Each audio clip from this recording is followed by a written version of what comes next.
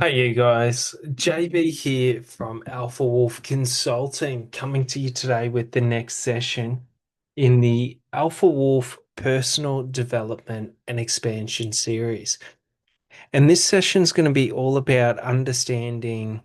So, yesterday we looked at how to utilize content and content marketing to sell for your business.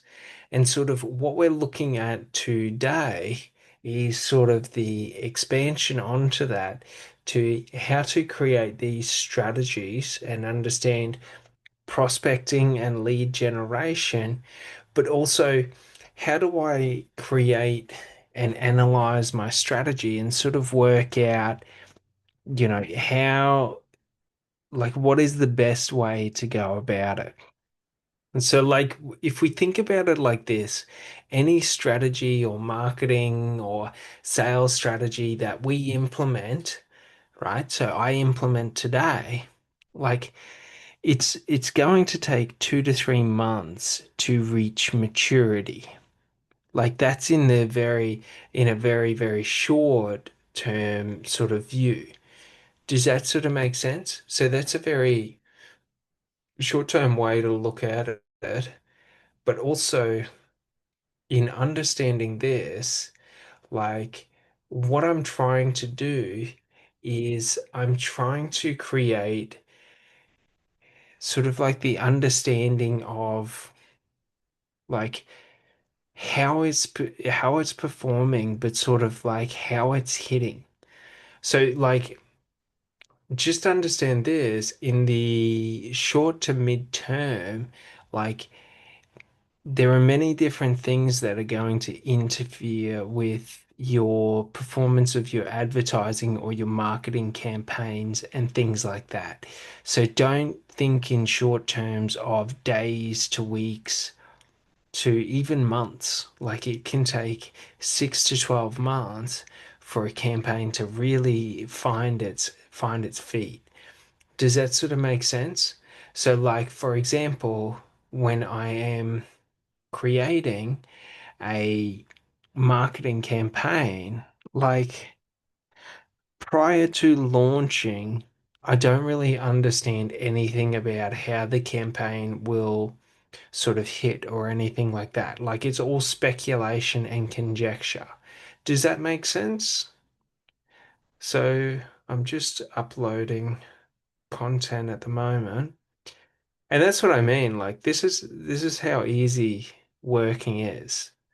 Do you sort of get it? I'm uploading one of my last sessions to social media and it takes 1 minute, 1 second. Do you sort of get it? So we just realize a lot of the perceived limitations around what we can do and all of that. So when we're talking about like a marketing campaign, when we're talking about like a branding campaign or like even a product or a service, like many people will think like the marketing campaign is the direct ads that I run. Do you sort of get it?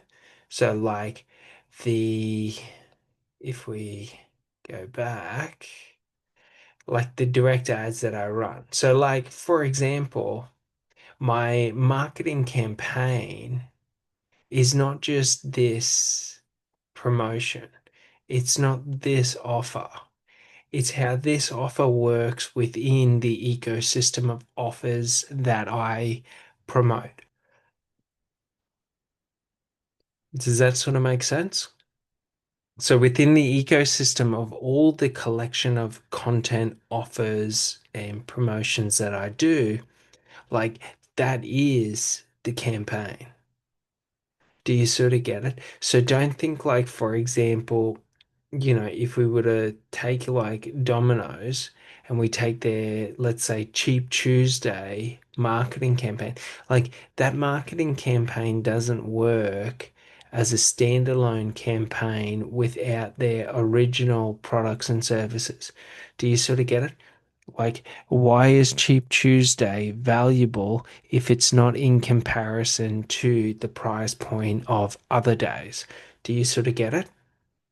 So, like, why is this September exclusive offer valuable if it's not in comparison to my reprogramming your mind offer if I find that one for you?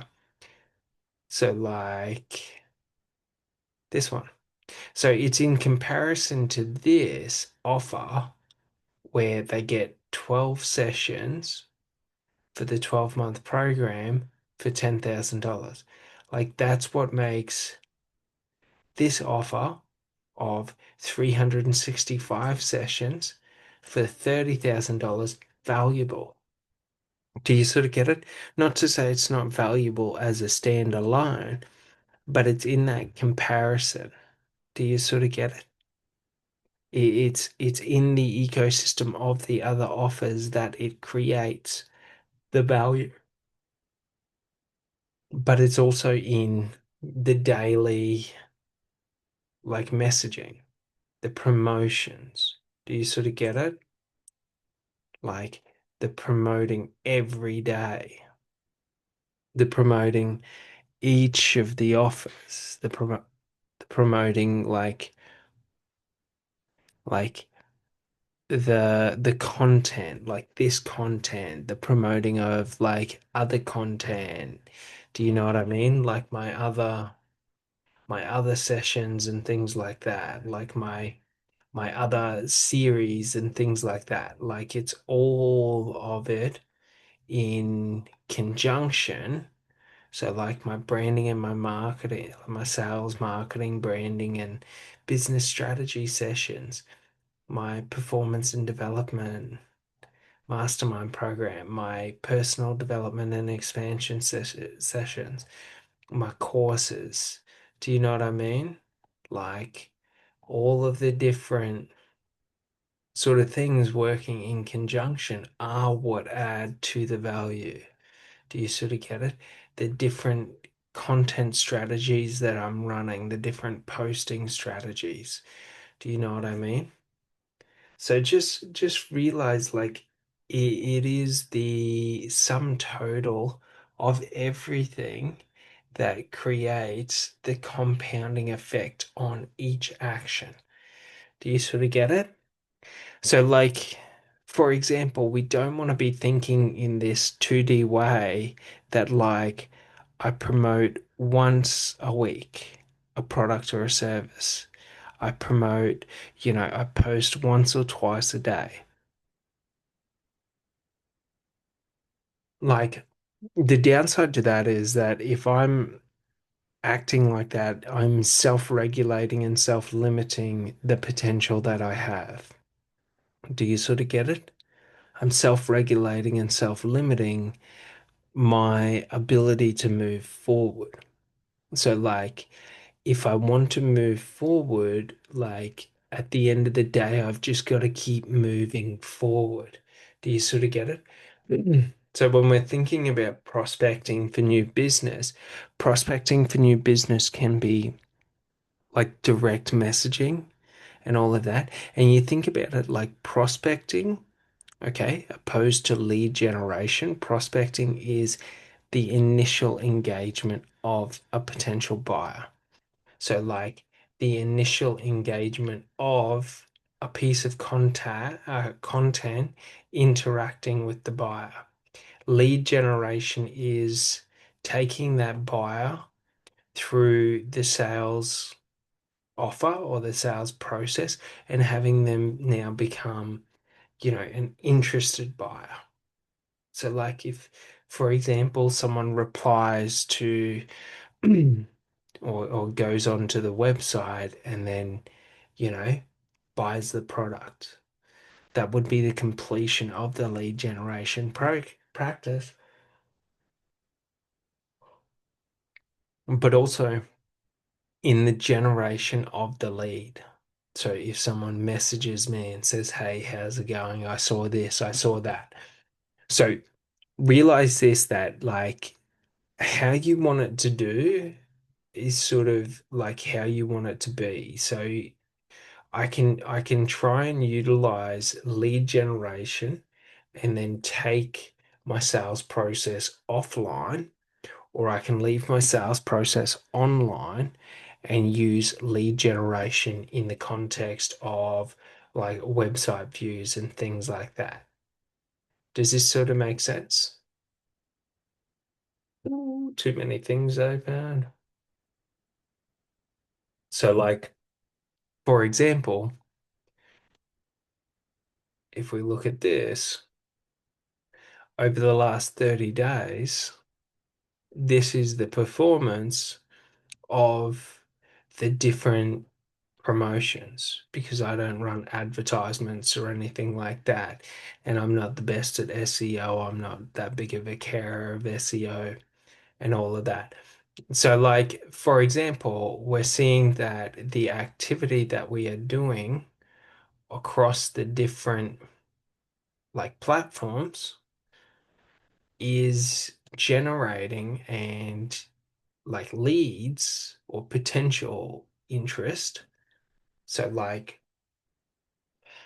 how you want to classify a lead is how you want to like sort of classify it. So, like, if we thought about it like a brick and mortar store, if I have someone come into the store, is that a lead? Do you sort of get it? If I run, for example, a marketing campaign or an ad about a promotion, and then I have people come directly into the store as a result of that marketing, like, would that be a lead because they've taken an action, or would that still just be a potential lead? Now, I would call that an unqualified lead because I don't know who they are and I don't know where they've come from. Well, not so much that I don't know where they've come from, but like I don't know who they are. I don't know what they're looking for. Do you sort of get it? So, like a qualified lead would be if I know that they're interested in the product or service, they have the capacity to pay for the product or service and all of that. So, like, typically, depending on who, like how in depth you go into your sort of product or not product or service into your analytics, okay. I'm not the biggest, like, I value analytics, but I'm just not the biggest analytics person. Do you sort of get it?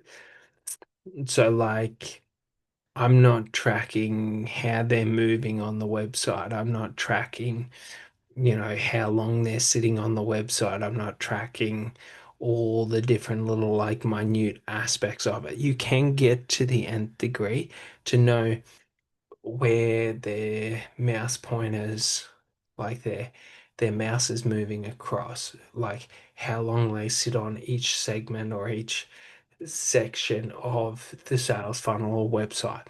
But like for this, we're just doing rudimentary. So we want to know on average what's sort of happening and how effective or productive are we in our promotions, in getting people across to our funnels, and then sort of how are our funnels performing. So like for example, I don't do opt-ins. I don't do like fill out this form and give me your details. I think it's for what I'm doing, it's like when we're talking about high ticket products and things like that, like majority of people will assume or say that like there's sort of like the traditional train of thought is that anything high ticket you can't sell over like a website. You can't sell like without communicating with the person. Do you sort of get it? And that's sort of one of the things I'm working on proving a thesis is that regardless of the price point, like it's sort of like you don't have to, not to say you don't have to communicate with your buyer, but like you don't have to have an offline sales process to convert those buyers. Do you sort of get it? Because the downside with an offline sales process is like, and like if we understand like a sales process, right?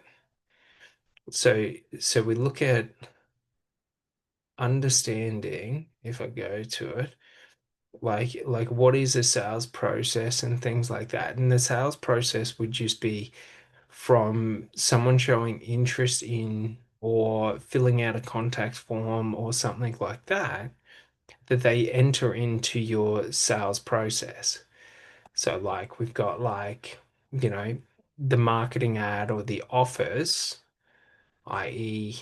these, someone clicks on the exclusive offer, they're brought, or let's say,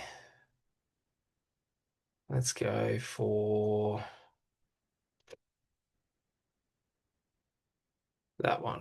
So they click on the link, they're brought over to the sales funnel. They have a look at the sales funnel and they say, yeah, this is really good. Yeah, I really like this. I'm gonna click my way down, and they enter in their details. So, unlike a traditional landing page or a traditional sales funnel, in the context of trying to gather from the offer information, lead, or their details or information, my goal is to gather them purchasing the product. Do you sort of get it? So, like, rather than me having it sort of like a back end sales funnel or sales process, I have a front end sales process. Does that sort of make sense? So, like, at any point in time, a potential buyer can contact me and sort of ask questions and communicate with me. Like, my contact details are always on available for them at any point in time. If they want, they can purchase, or they can communicate directly with me. Do you sort of get it? It's not a murder mystery. Like, my Facebook is there. They can direct message me. Like, do you sort of get it? But I'm not putting that as being the entry point into my sales process. Do you sort of get it?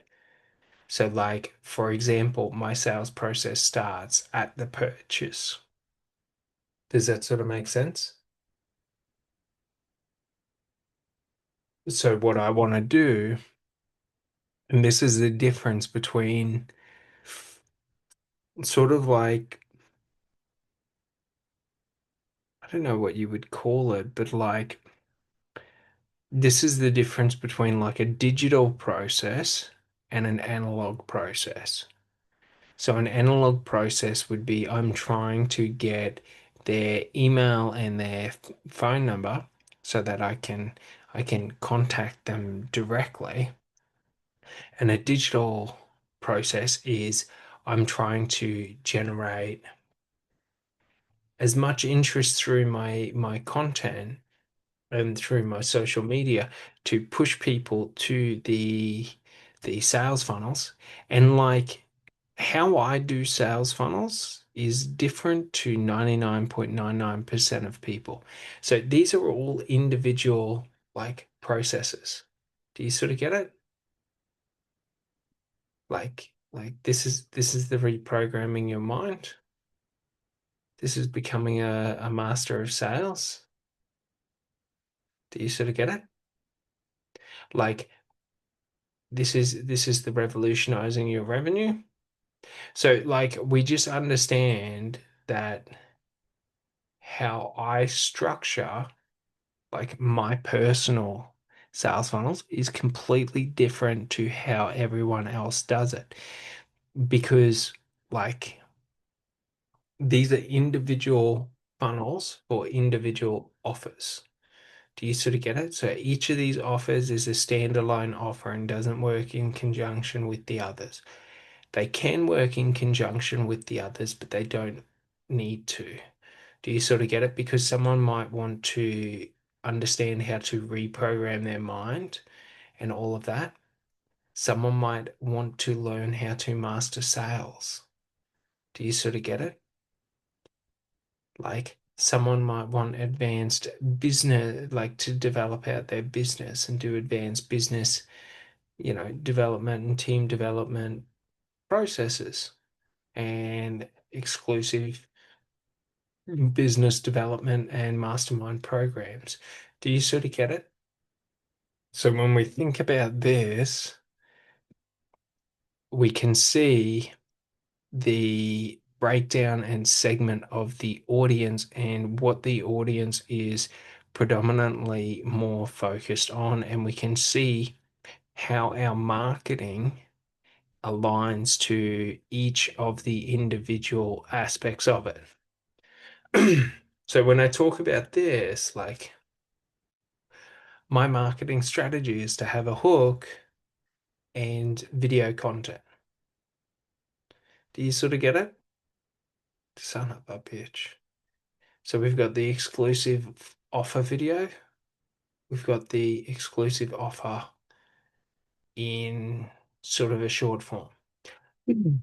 So like depending on how we go about it and how much we want to post and what sort of like content and stuff like that. So like currently I do two long form video contents a day. Then I do um,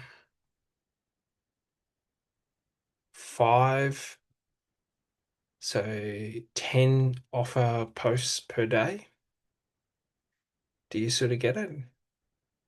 So I do quotes with the short sharp message, so like hooks, so to speak. And then I utilize that hook with the video content.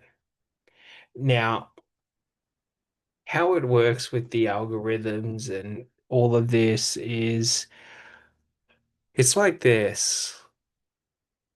You wouldn't exercise an hour once a week to achieve your fitness goals.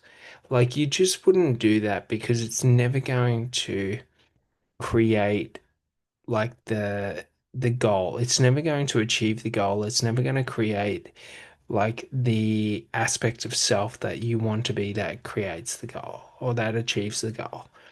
So I just realized like while we don't want to do too much work in terms of like the algorithms artificially.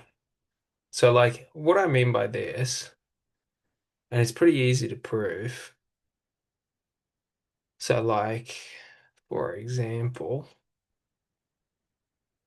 if we have a look at this and we look at the difference between LinkedIn and Facebook,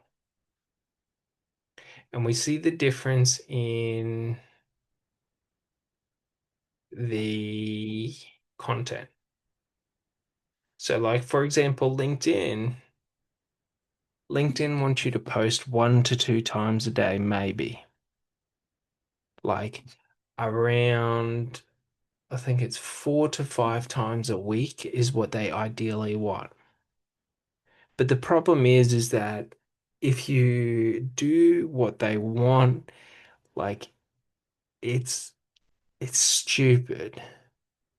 Do you sort of get it? So like our marketing is a reflection or the broadcasting of our business.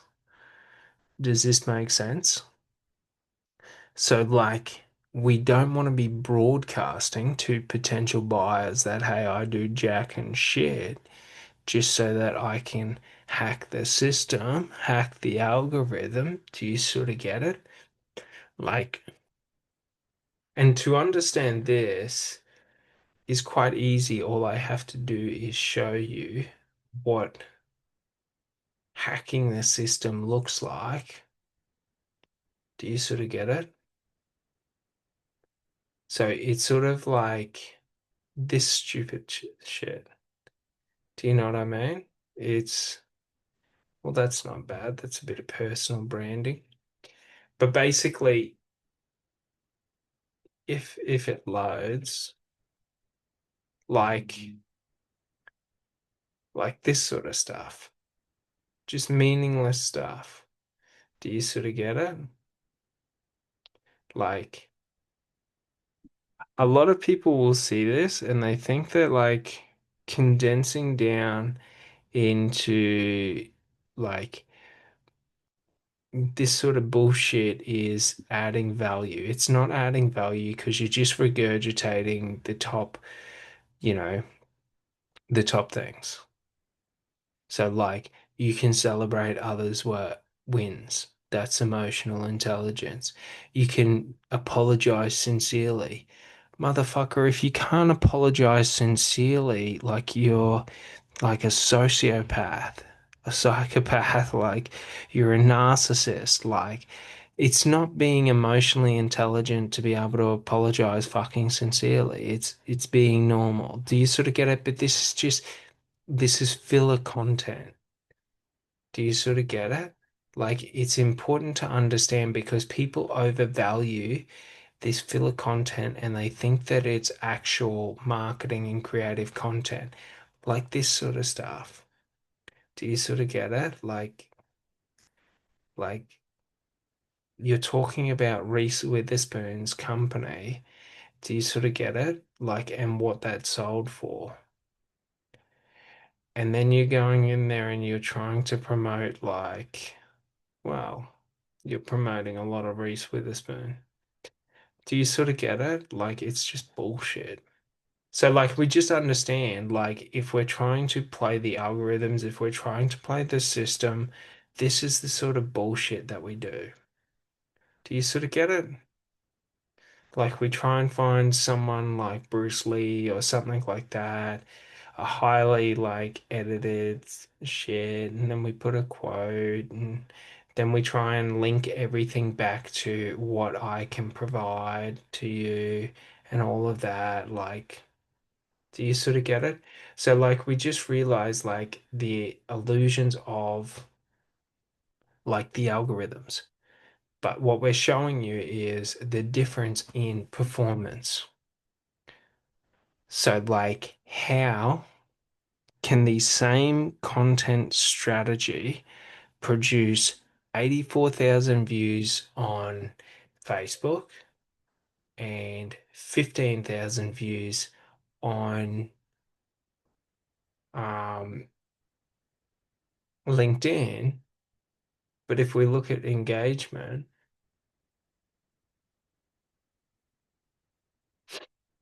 well, can we see engagement interactions?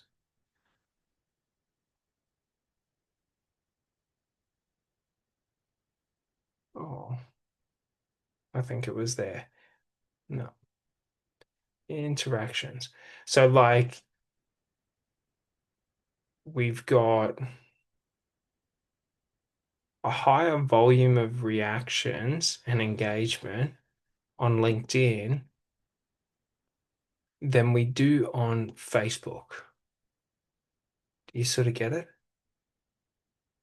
Like, we've got a higher number of shares on Facebook opposed to LinkedIn. But how can I have higher engagement? So, like, well, if the algorithm, okay, and this is the funny thing, like that 99.99% of fucking people don't understand about the algorithms and they try and hack the algorithms and all this bullshit is that like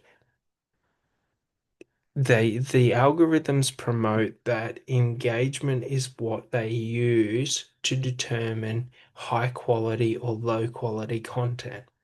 How can I have higher engagement on LinkedIn and yet lower views and have lower engagement on Facebook, yet have far higher views? Do you sort of get it?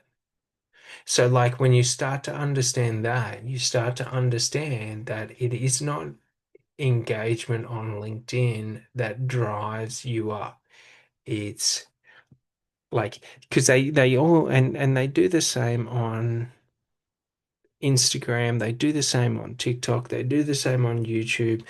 Like the algorithms have artificially created what they deem as being good content, what they deem as being professional content, what they deem as being this and that. And they're trying to artificially say that if you do it in this format, you are of high caliber, high class, all this bullshit. Realize this, like if I'm imitating 99.99% of all other people in the marketplace, I do not stand out. Do you sort of get it? I blend in. If everyone's a fucking zebra and I decide to be a white horse, like I'm a stand out. Do you sort of get it? So just realize that the whole idea around algorithms and all of that and your content marketing strategy and your content marketing approach, who are you promoting your content to? Are you promoting your content to LinkedIn? Are you promoting your content to Facebook? Are you promoting your content to YouTube? Do you sort of get it? Or are you promoting your content to your ideal buyer? Very important. Not many people understand this. So when we're talking about like results, when we're talking about like our ideal buyers and things like that, like getting views, like getting reach, getting in front of buyers, yes, it's important, but like don't sanitize yourself or self-regulate or self-limit yourself to achieve short-term victories because your short-term victories will self-limit your ability for long-term growth. Do you sort of get it? So like it's very important to understand this because many people do this across everything. In bodybuilding, they do this. Like in everything. Do you sort of get it? In bodybuilding, they come up with these ideas that I can't lift more than 15 reps. I can't lift more than 8 reps. I can't lift more than 4 reps. Otherwise, I'm too far into cardio and I'm not building muscle and all this bullshit. Like, just realize if I lift more weight for longer durations, I build stronger muscles. But that's the thing. People don't want to build stronger muscles, they want to look bigger. People don't want to build brands, they want to look like they have a successful brand.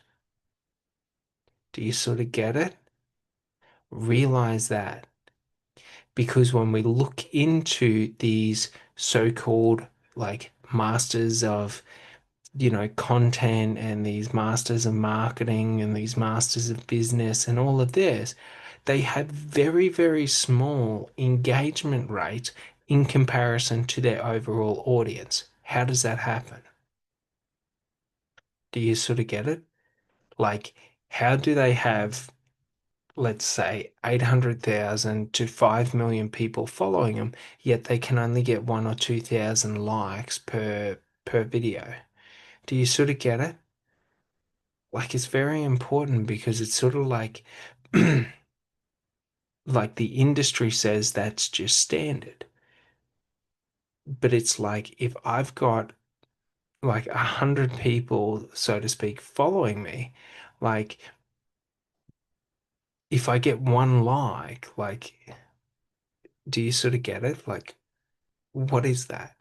Do you sort of get it? So, like, we want to be building our content, we want to be building our marketing approach to the individual or to our brand, opposed to the algorithms.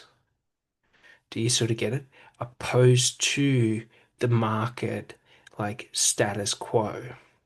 Do you sort of get it? It's very important that we understand this because the more we understand this, the more we start to see, like, if my marketing approach and strategy is the sort of culmination of like my branding or my presenting of myself to the external environment. So how I promote myself into the marketplace. Like if my marketing strategy is to appeal to the algorithms, do you sort of get it? What am I like what brand am I building? What am I saying about my branding? Do you sort of get it? Like what am I saying about my content or my content strategy? Like what's the point of it? Do you sort of get it? So like realize this that like high numbers will increase statistically the likelihood of finding buyers, but it's not the result that you're looking for. Like it's not the result. Do you sort of get it? So what we want to do is we want to alter our content marketing approach to instead of trying to appeal to the mass audience to try and boost our numbers up and get, you know, as higher numbers as we can and get in front of as many people as we can and go fucking viral. Like, we want to refine our content strategy to aligning to a very specific type of buyer. Do you sort of get it? We want to align to a very specific type of sort of segment of the audience. Do you sort of get it? So it's quite important that we understand this because a lot of people still don't understand this and they fall for the traps of generic sort of quoting, well, not quoting, but generic marketing of limiting the offers, limiting how they present their offers, and trying to do everything behind closed doors. And the downside to that is that if you have a brand and you're rarely ever promoting your products and services, and you're just trying to do like the content marketing, where you just produce content and you don't ask for the order, you don't demonstrate the product or the service, you don't, you know, like promote what you're selling, it's very difficult for a potential buyer to understand what you do. So you're artificially extending the time frame between a buyer being introduced to your brand and a buyer feeling confident and capable in purchasing your products and services. So it's important to realize, depending on the price point, so what we do. So if you're someone who has a low ticket product or service or a mid-range, like so like for example, these programs are mid-range. Do you sort of get it? Like these are mid-range options because they're $10,000 and $10,000. Do you sort of get it? So like a $10,000 for a 12-month program would be considered pretty mid-range. You're going to spend that amount of money on fast food this year. Do you sort of get it, on eating out, on stupid things like that? But a high ticket program, like, but then we look at, like, for example, the industry and things like that. If we're talking about a high ticket business program, we would be talking about, $1 to $2 million a year, up to $5 to $10 million a year. Do you sort of get it? $452,000 a year for a business is not, or would not be considered a high ticket product or service. Do you sort of get it? So it depends on the audience to it. So, like, for example, this program to someone who earns $150,000 a year is not a high ticket product. Do you sort of get it? But to someone who earns $30,000 or $40,000 a year, it's a very high ticket product. these programs or packages, like $450,000 for a 12-month package, is not a high ticket product to a company that earns $100 million, to a company that earns $40 million, to a company that earns, 10+ million a year. Do you sort of get it? Like, depending on, like, the way they structure their business and the margins and all of that they have in it, it's not a high ticket product. But to a small business that's, pushing $1 million a year, it's a very high ticket product. Do you sort of get it? Because it's half of their yearly revenue. Does that sort of make sense? So like understand the price point of your product or service will not determine if it's a high ticket or a low ticket product or service. Do you sort of get it? Like for example, some people spend two, three, $400,000 on a hand of blackjack. Do you sort of get it? Gambling. Like people do that on horse racing. They might spend $400,000 a day. They might spend $2 million a day gambling. Do you sort of get it? Like people will spend 400 to $2 million on a car, on a watch. Do you sort of get it? Like where's the intrinsic value in that? Like where's the value in that? You could argue I've got a Bugatti. You could argue, I've got a Tech Philippe or whatever they're called watch. I've got, a Rolex, whatever you want to say, in terms of, the highest quality ones. But basically, like, the thing you've got to realize is if you're having difficulty with your pricing, okay, like, and you're thinking that I'm priced too high, it's because you're trying to appeal to the wrong audience. Do you sort of get it? Now, you can always say I'm priced too high and you can reduce your prices. And, like, for example, I could reduce my prices down to being $45,000, $71,000, and $260,000. Do you sort of get it? For the different packages. And I could argue that, like, now I'm more affordable. But those kind of clients, I'm going to be like, if they weren't willing to pay $452,000 on a 12-month program, they're not going to spend $45,000 on a 12-month program. Do you sort of get it?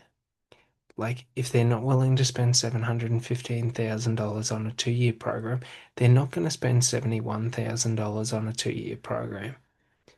Do you sort of get it? Because the ones who are willing to spend the money wouldn't choose the cheapest option. Do you sort of get it? So, like, in understanding your pricing, like, it's not to say, like, if I went $4.5 million for the 12-month package, like, there are buyers for that. Do you sort of get it? And the buyers that are buying a $4.5 million package for, like, 12-month package aren't going to spend $450,000 on a 12-month package. Do you sort of get it? But like we're segregating the sort of environment or the population into smaller and smaller, so to speak, like groupings. But like when we're talking about the world, when we're talking about like the world economy, like the business community worldwide, like there's companies that can pay $4 billion for a 12-month program. Do you sort of get it? So, like, understanding that is like there is always an audience willing to spend money. Do you sort of get it? It's just your value proposition for it. So, like, these are not high ticket products and services to the buyers that I'm looking for. They're market value. They're reasonably priced. Do you sort of get it? So understand that if you're having issues with your, like, sort of like, if you're having issues, like, for example, with you're getting buyers to your your funnels, and then you're coming over to your funnels and you're saying, why aren't they buying? Like, understand that it is not a short term, like, we need months of data. We need thousands of people to sort of understand like what's happening and things like that. If I come over here and I say, no one's buying, I'm going to drop the prices by 20% after 1 month of launching.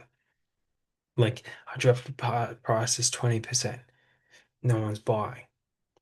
So I wait another month. No one's buying. So I drop the prices another 20%. Now I'm down to, let's say, let's just argue I'm down to 250,000. And then I'm saying, well, no one's buying, no one's buying. So I drop it down to $100,000. So I drop it down $150,000 for the next month. No one's buying. Why? Because I'm showing people that I don't think that it's valuable or worth that. So just realize, rather than me trying to compete on price, I compete on the right kind of buyers. I find the right kind of buyers for the product or service. Do you sort of get it? Rather than me try and convince someone who thinks $450,000 for a 12-month program is expensive, I go out there and I try to find the people who don't think that that's expensive. Do you sort of get it? So now there is two ways in which I can do that. I can do that through the direct prospecting, or I can do that through content. So I can do cold outreach and say like, hey, I've got this product or service. Do you want to buy it? Or I can say, I've got, I've got the, like, do you face X problem and all of this. And so when we understand that, we just jump up a little bit. When we understand our prospecting for new business, like, we can do it through direct outreach, where I send emails, where I message people, where I look for people and sort of try to find the people, or I can do it through content where I attract the people. Do you sort of get it? And I just put out more content. But if what I'm doing is saying that I need to do a strategized content strategy to try and get the algorithms to promote me to like the largest audience. Do you sort of get it? So don't think about like performance and success in your marketing as the total amount of views. Do you sort of get it? As like, and don't think like you need to appease the algorithms, and like, if the algorithm on LinkedIn wants 2 posts a day, what can you do with 2 posts a day? Honestly, like, what can you do to build your brand and find your ideal buyers? Like, seriously, all of those businesses and those people that are doing it that you think are getting success because they're playing by the rules are dumping a lot of money into marketing. Do you sort of get it? Or they're creating mass appeal content that is designed to reach the masses. Like, they're sort of like, for example, if you take Gary Vee, like, Gary Vee does like content marketing at its best and all of this, but you're not seeing his like, you're not seeing advertisements for his like highly exclusive programs. Do you sort of get it? You're seeing the free offers that he is giving. Do you get it? So like, the idea behind playing the game of the algorithms is that I play the game of the algorithms and I give people free things to try and draw them in. Do you sort of get it? But more than likely, he's got hundreds of thousands or multi-million dollar products and services. Do you sort of get it? But it would not land or it would not be effective in his like content strategy to do it because the audience segment that he's attracting, like there are, and this is the important thing. So like I can use low ticket products and services and I can attract high ticket buyers. Do you sort of get it? Like depending on what I'm doing. Do you sort of get it? So like I can give away free things. I can create 9.95 packages and things like that. And I can attract high ticket, like for example, purchases and things like that through proof of concept of me being able to mass market to the masses and things like that. Do you sort of get it? But like, like I can't then do a call to action for a $600,000 program, a $1.2 million program. Do you know what I mean? Not to say I can't, but I can't if that is my strategy. Do you sort of get it? My strategy becomes self-limiting. It's like I become the regulator of what I can and can't do, or what is acceptable or unacceptable for me to do in business. Do you sort of get it? So, like, we want to create our marketing to be a reflection of our broadcast. Do you sort of get it? So we want to broadcast all the different products and services that we are doing, all the different offers, like we want to broadcast the value that we are providing to potential buyers. Does that sort of make sense? So we want to be promoting ourselves and utilizing it. And like, if, for example, I think I do between 8 to 16 posts a day, usually 10 plus, right? And like if that is the determining factor between if my content or my channel is seen as being high quality or low quality, like if I'm low quality because I'm doing more work than other people, like that's not a negative thing. Do you sort of get it?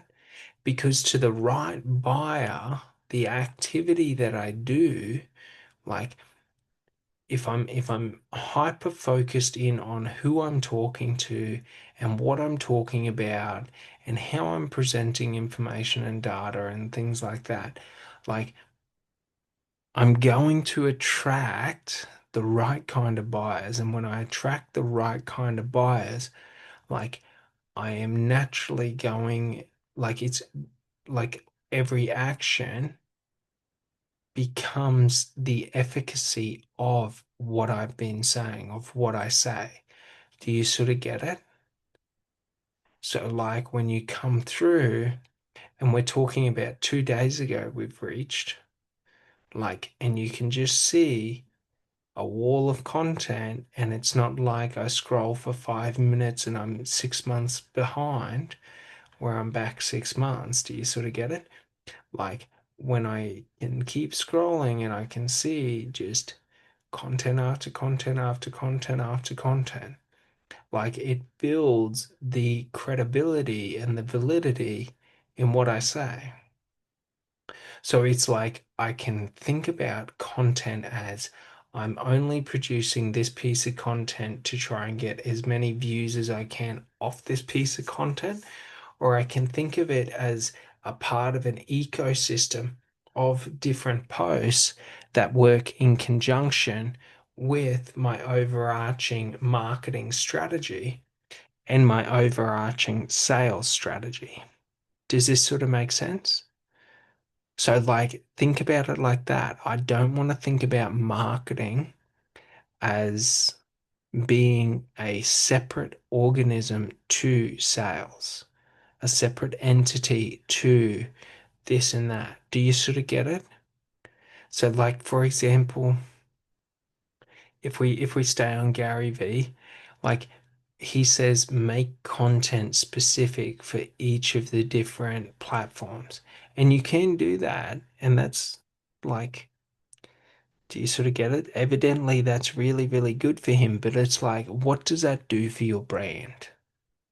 How do you align your brand if you change how you message and how you communicate across different platforms?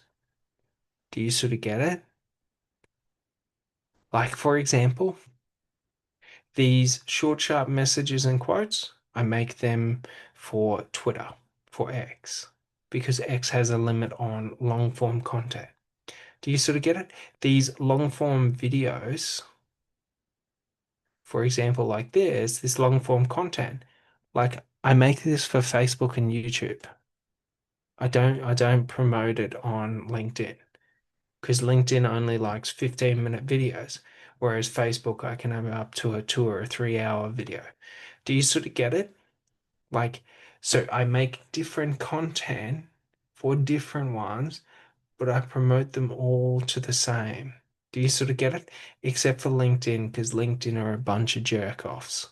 Do you sort of get it? So I don't really care. Because, like, for example, if I promote YouTube content, so if I take videos from YouTube and share them to LinkedIn, I get negatively detracted from LinkedIn because LinkedIn doesn't like that I'm promoting YouTube on LinkedIn. Do you sort of get it?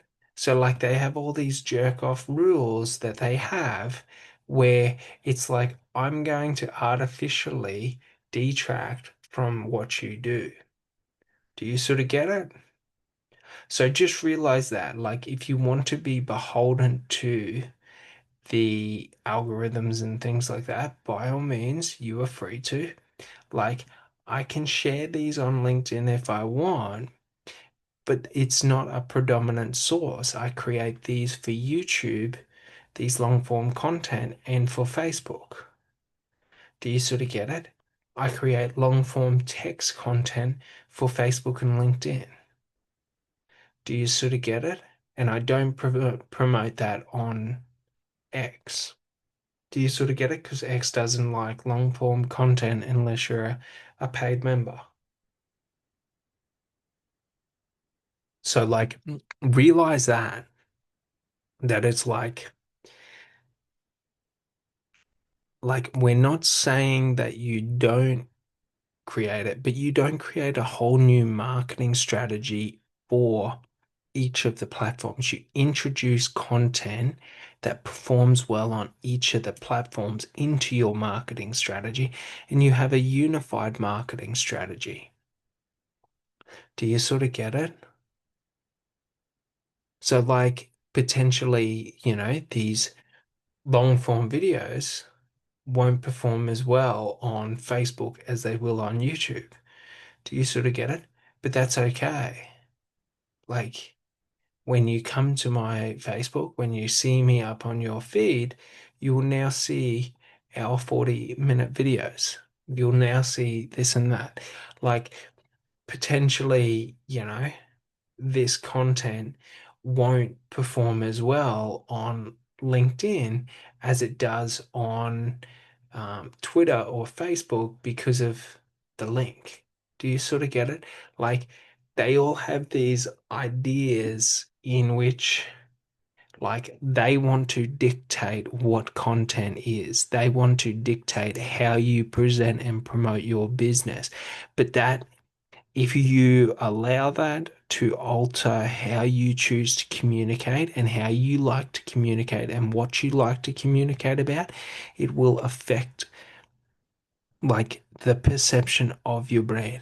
So, like, for example, my brand is based around going against the status quo in the system. Do you sort of get it? Like, that's what gives my brand the power because it's like my relentless effort, my work ethic, my ability to create a high quality, high value like content, like even though I'm being like negatively detracted from because of not playing by their rules and not doing what they say is good, like it just makes my victory all that better. Do you sort of get it? It's like playing a game of football and the other team's got more people than your team. Like, yeah, victory's gonna be slightly harder, but it'll feel better knowing that you had all the advantages and I still beat you. Do you sort of get it? So how this looks in terms of your content strategy is that we're building a brand.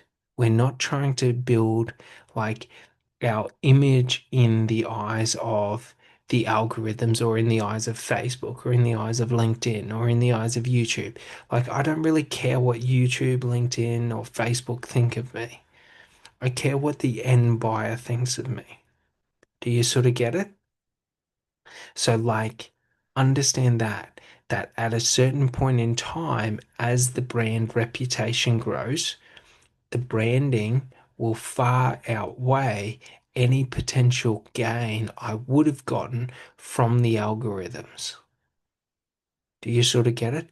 But if I'm doing my content strategy or doing my branding strategy to the algorithms, I will forgo the brand that I could have built for the short term like enhancements of the algorithms. Do you sort of get it?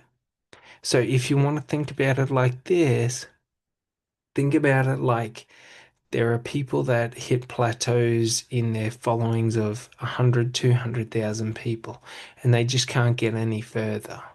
Do you sort of get it? Whereas other people hit, content or audiences of, 10, 100, 10, 20, 100 million people. And the difference is the ones that get stuck in the hundreds of thousands, they build their brand based on short-term gains. The ones that hit millions build their brands based on long-term gain. Now, you can argue that both of those can be switched at times. Very true. Like, for example, like many of them. So, like, for example, you could argue if you were looking at YouTube, Mr. Beast, like the way in which he did his branding, the way in which he did his marketing, the way in which he created his content was always in the aims of reaching the 100, 200 million people. Do you sort of get it? So he was trying to make content that appealed to the largest audience, to the most people, and all of that. But then there are people who imitate him and his content strategy and his content trying to get the same results, and they don't get the same results. Why is that? Do you sort of get it? So we don't want to be doing short-term justification. And the reason why is because they're all seen as imitators to him. Do you sort of get it? It's like, why would I watch someone who imitates Mr. Beast, or would I just watch Mr. Beast? Do you sort of get it? Because the style and the way in which they do it, it screams Mr. Beast. Do you sort of get it? So, like, while you think I'm playing on the psychology of the person who follows Mr. Beast and I'm creating content that they like, what you're actually doing is every time they see your content, they think of Mr. Beast. Do you sort of get it? So it's sort of like, if you ever look at like movie websites and things like that, there's like A grade movies and then there's like B grade movies. So typically every time an A grade movie comes out, there will be three or four B grade movies that come out simultaneously that try and compete with the A grade movie. And when you're scrolling through it, and like an example is like the movie Meg, that Megalodon movie with Jason Statham. When that came out, there was two or three other ones that were, Megalodon or um, I don't know if it was like Attack of Megalodon or something like that. But basically, when you see them, your brain goes straight to Meg. Do you sort of get it? So it's in understanding that what you're actually doing when you imitate those who are currently succeeding is you amplify them. You don't amplify yourself. While you will get a small percentage of their audience, you will never get their whole audience. Do you sort of get it? And you will self-limit yourself into a very small segment of their audience. And those people will be willing to watch your content, but to the mass majority, your content is just going to trigger them to the person you're imitating. Do you sort of get it? So just realize that your content strategy is very important for your branding because you're building a brand, not like trying to imitate those who are succeeding, because it becomes self-regulating, and it's very, very evident that that's what happens.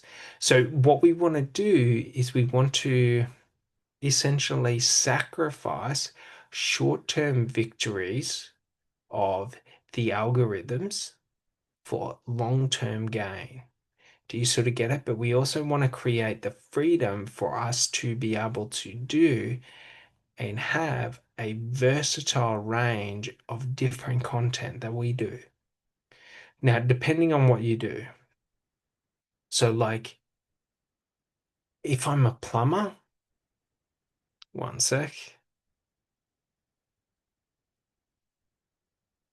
If I'm a plumber, what I'm doing is I'm not there trying to run the most complex, like, strategies. So, like, what I would be doing is I would be doing short hook messages, long form content.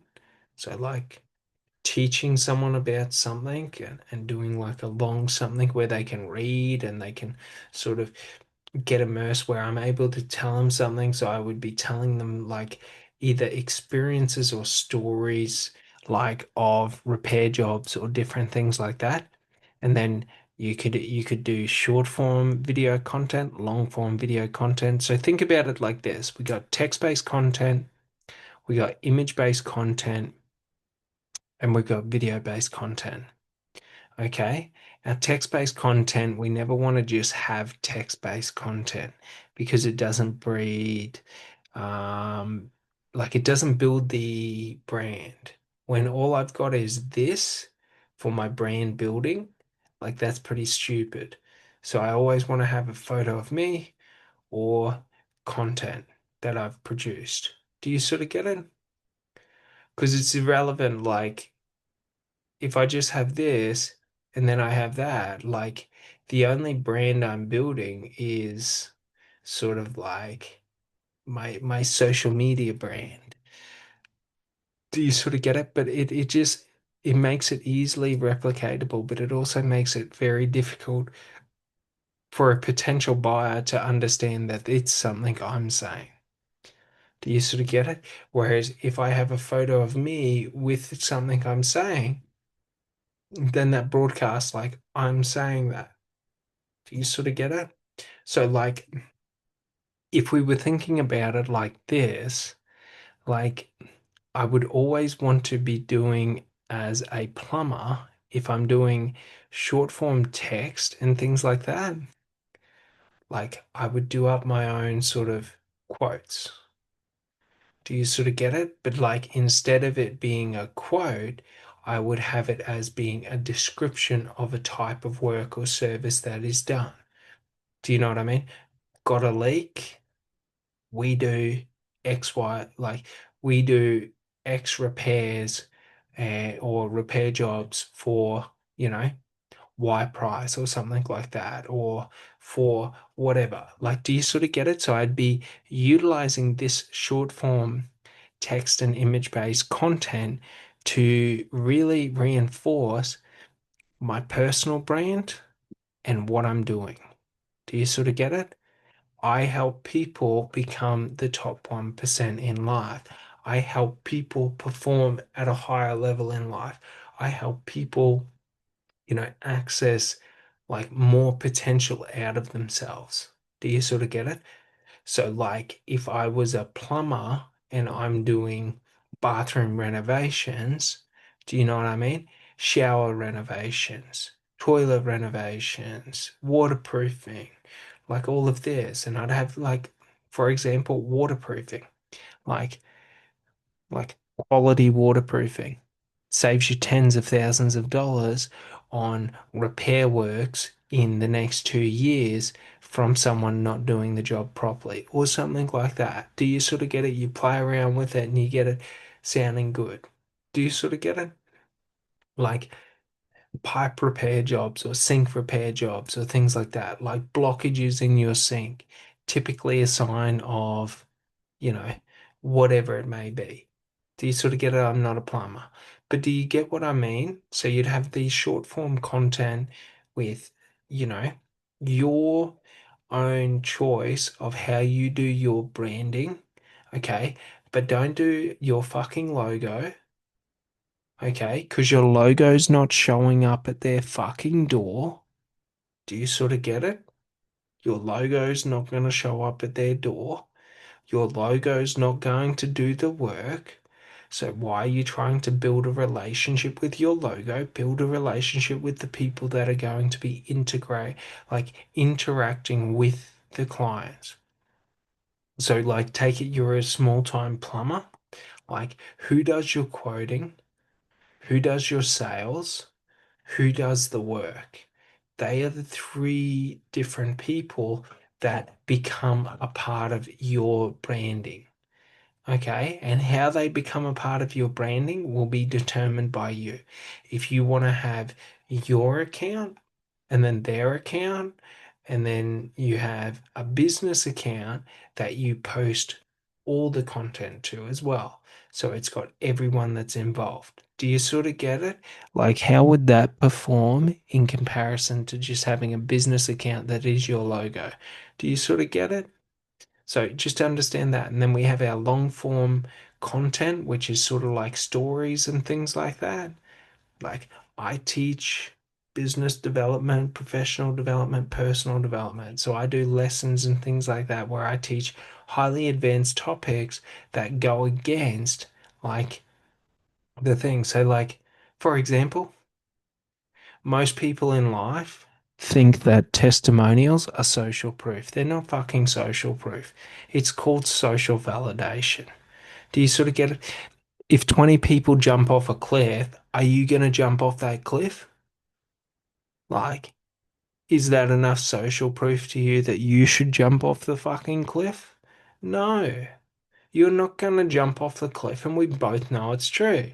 So, just saying that because 20 people said that this is a good product or service does not prove that it's a good product or service. Do you sort of get it? If one person says it's a good product or service, that's social proof. If 20 people say it's a good product or service, that's social validation. Understand that. So the difference between proof and validation is if I tell you I'm good at what I do, that is proof. If I demonstrate that I'm good at what I do, i.e., through this content, that is proof. Okay? Don't tell me that what someone else says about me is proof about who I am. That is just you seeking validation. So understand this, like I am breaking and challenging the status quo in life and business. Do you sort of get it? So my long form content is all about that. But if you are a plumber, your long form content could be about like stories, about like interactions you had and things like that. And then we get into video content. So we have your offers and things like that. Do you sort of get it? Like what are you offering to for September? Do you sort of get it? What are the different products and services? So like if you're a plumber, you could have a video about repair works or different videos about different kinds of repair works, and you reuse them because they build up the brand and all of that. Do you sort of get it? And then you have your long form content, sort of like this, where maybe you videotape yourself doing repairs, maybe you do demonstrations, maybe you do product reviews, like whatever it may be. Do you sort of get it? Awesome. Well, that's going to end this one for today, and I'll see you on the next one tomorrow. Thanks so much. Bye.